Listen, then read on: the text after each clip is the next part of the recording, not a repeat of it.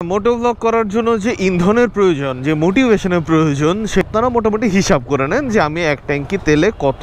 জং আর হচ্ছে জিক্সারের সম্পর্কটা, খরচের কথাটা বলার আগে একটা জিনিস অ্যাড করতে চাই, সেটা হচ্ছে যে সার্ভিস সেন্টার। যত তাড়াতাড়ি পার্টসপাতি অবশ্যই লাগলে চেঞ্জ করতে, ভেতরের ইন্টারনাল পার্টসপাতি এগুলি নষ্ট হওয়া সব কিছু মিলায়। আর জিক্সারের জন্য আমার কথা হচ্ছে যে জাপানিজ ব্র্যান্ড,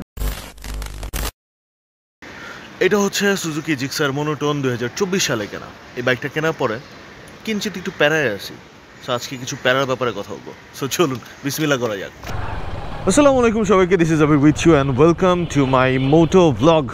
আর হ্যাঁ, মোটো ব্লগ করার জন্য যে ইন্ধনের প্রয়োজন, যে মোটিভেশনের প্রয়োজন, সেটা অলমোস্ট হারিয়ে যাচ্ছে because of this Suzuki Gixxer monotone বা আমার স্কারলেট। হ্যাঁ, scarlet Babu, when I call you Scarlett, then I love you a lot.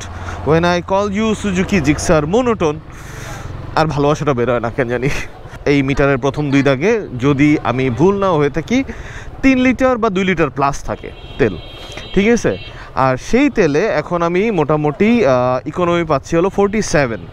এবার বাকিটা আপনারা মোটামুটি হিসাব করে নেন যে আমি এক ট্যাঙ্কি তেলে কত মানে পাচ্ছি আর কি। সিটিতে খুব চাপে, খুব রাফ চালালে হয়তো বা 30 বা 35 হওয়ার কথা ছিল, সেটা এখন আমার হয়তো বা 15, 18, 20 এরকম কিছু দেয় হয়তো বা এসে ঠেকছে, ঠিক আছে? কারণ 3 লিটার তেলে যদি 47 লিটার মানে 47 কিলোমিটার যায়, আর কিছু বলার নাই এই পৃথিবীতে। তো এটা তো গেল একটা যে আমার তেলের হিসাব। এটা এমন না যে আমি বাইক সার্ভিস করতেছি না ঠিক মতো বা প্রপারলি মেনটেন হচ্ছে না। 100% প্রপারলি সার্ভিস হচ্ছে, আমি নিজে টেক কেয়ার করতেছি। করার পরে this is the mileage I am getting. এইটা তো হচ্ছিল 1 নাম্বার ইস্যু আছে। সেকেন্ড, বিল্ড কোয়ালিটি, রাস্টিং ইস্যুর থেকে যদি কথা বলি, জং আর হচ্ছে জিক্সারের সম্পর্কটা মোটামুটি অতপ্রত আমার কাছে এখন মনে হয় আর কি। তো জংয়ের ইস্যু ধরলাম, ঠিক আছে, জং আমি হয়তো বা বাইক বাহিরে রাখি, মানে এটাকে মানে বোরকা পরায় হয়তো বা আমাকে আলমারিতে উঠায় রাখা দরকার ছিল, তো ওইভাবে রাখতে পারি না। আমি যেহেতু বাইরে রাখি, জং পড়তেছে, ধরে নিলাম সেটা আমারই দোষ, ঠিক আছে? কিন্তু কিন্তু কিন্তু কথা হচ্ছে যে পারফরমেন্সের মধ্যে এরকম মাকিয়াক অবস্থা কেন হবে? আমি এখন টু বি ভেরি ফ্র্যাঙ্ক, প্রথম আর সেকেন্ড গিয়ারে অলমোস্ট পাওয়ার পাই না। থার্ড গিয়ারে গিয়ে আমার থ্রটলিং করে তারপরে হচ্ছে পারফরমেন্স পেতে হয়। তেল খাচ্ছে হচ্ছে পানির মতো, ঠিক আছে?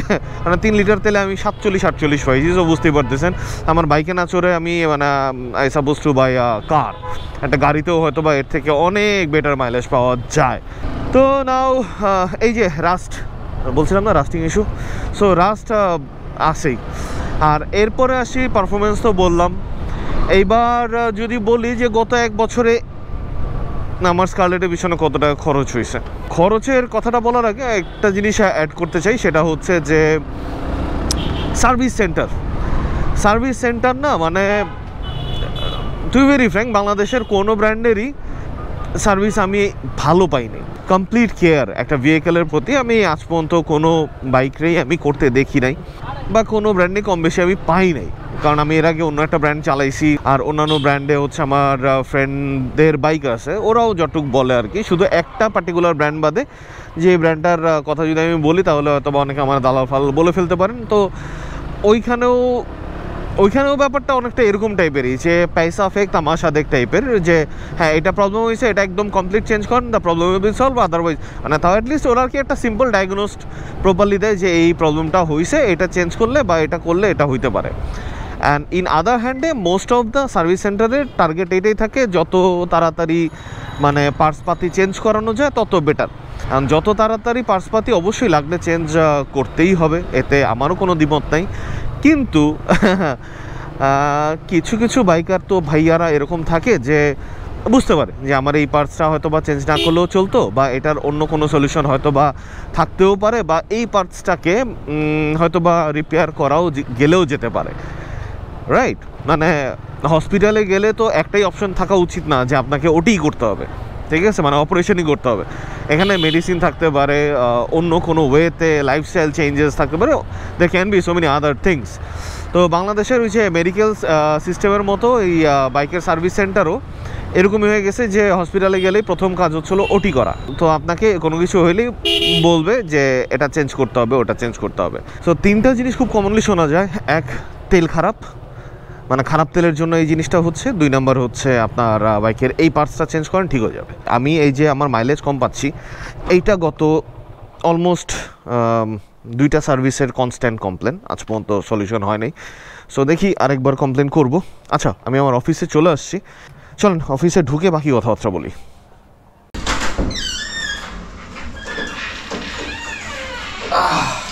So this is my office space, temporary, কারণ আমরা এই জায়গাটা ভেকেন্ট করতেছি, যার কারণে অনেক কিছু খালি খালি দেখতে পাচ্ছেন। এবার কাহিনী হচ্ছে যেটা বলতেছিলাম, যে খরচের কথা যদি বলি, গত 1 বছরে আমি আমার Gixxer monotone, by the way I just had an accident almost like 7-8 দিন হইলো। আমি ছিলে গেছিল হাতের এখানটা, আমি নিকেতনেই বেসিক্যালি অ্যাক্সিডেন্টটা করছিলাম। And that was because of Gixxer মনোটনের স্পেশাল টায়ার, যেটা কিনা পানি পাইলে পরে সে পৃথিবীর কন্টাক্টের বাইরে চলে যাওয়ার চেষ্টা করে। তো ওই জিনিসটাই হয়েছিল। নিকেতনে ঢোকার পরে ওটাও একটু খারাপ রাস্তা, কিন্তু ওইখানে যতটুকু টায়ার কাজ করার কথা ছিল অতটুকু করতে পারে না, বিকজ রাস্তা হালকা একটু ভেজা ছিল, আমাকে কিউট করে ফেলে দিল। সো গত 1 বছরে আমি আমার স্কারলেটের পেছনে মোটামুটি 15 থেকে 20,000 টাকা due to tank rust issue, তারপরে সার্ভিসিং না, অ্যাকচুয়ালি জেনারেল সার্ভিস তো ছিল, ওটা আমি বাইরে কোথাও থেকে সার্ভিস করাই না, ভেতরে ইন্টারনাল পার্টস পাতি এগুলি নষ্ট হওয়া, সব কিছু মিলায় 20,000 হয়তো পাবে না, আপনি মিড অফ দ্য ওয়েতে 15,000 টাকা ধরে রাখেন খরচ করে ফেলছে। আর সময় কতখানি ব্যয় হয়েছে এটা অগণিত।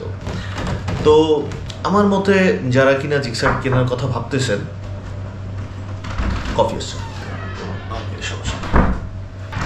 cheers to the morning coffee, and actually morning না, এখন দুপুর, but my coffee, morning coffee. আচ্ছা, সিন হচ্ছে, তো যারা কিনা জিক্সার মনোটন কেনার কথা ভাবছেন 2025 সালে এসে, একটু বুঝে শুনে ভাইবেন। সো এই ছিল মোটামুটি আমার দুঃখ দুর্দশার স্টেট, যে আমি জীবনে জিক্সার নিয়ে কতটা দুঃখ দুর্দশাতে আছি।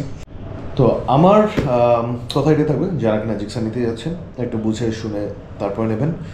আর জিক্সারের জন্য আমার কথা হচ্ছে যে জাপানিজ ব্র্যান্ড, জাপানিজ অরিজিন, একটু কেয়ারফুল হওয়া উচিত। ব্র্যান্ডকে এভাবেই নষ্ট করা হয় নর্মালি। যাই হোক, আজকের মতো আমি তাহলে এখান থেকে signing out. Do subscribe, enjoy the life, leave like a tiger, ride like a wolf. কোনো কিছু জানার থাকলে কমেন্টে জানিয়ে দিবেন। আজকের মতো আবির সাইনিং আউট। বুম।